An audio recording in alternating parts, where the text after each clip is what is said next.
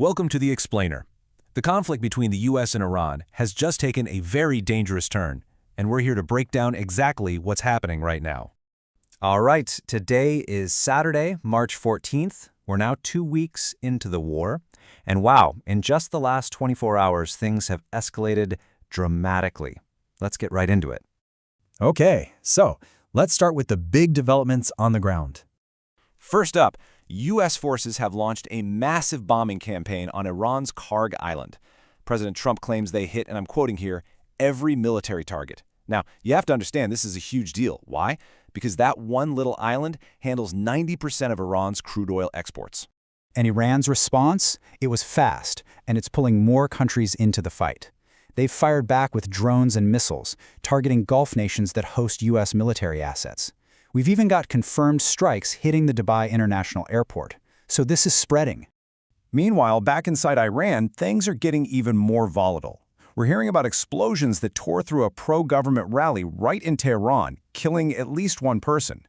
Iran's response to all this? A promise to teach the U.S. and Israel an unforgettable lesson. Really strong words. Okay, as you can imagine, these attacks are sending some serious shockwaves around the world.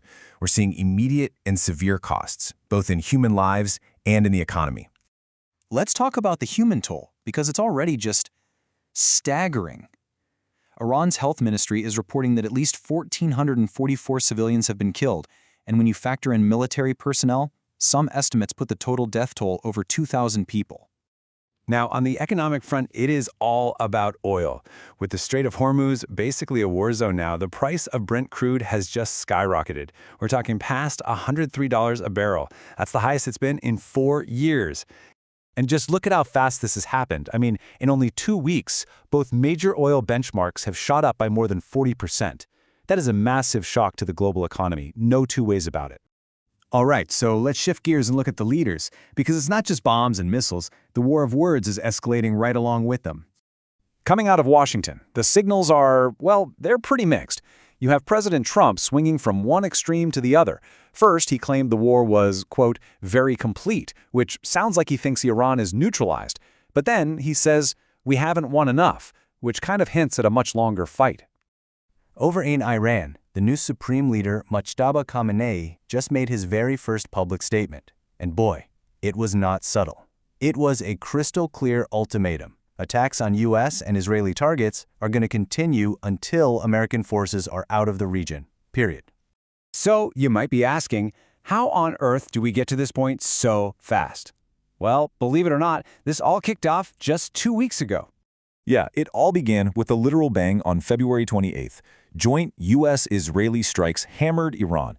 And on day one, the very first day, Iran's supreme leader, Ayatollah Ali Khamenei, was killed in those attacks.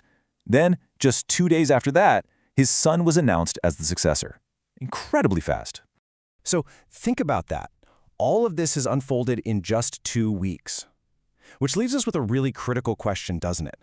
If this is what 14 days of war looks like, what on earth will the next 14 weeks bring? Not just for the region, but for the entire world.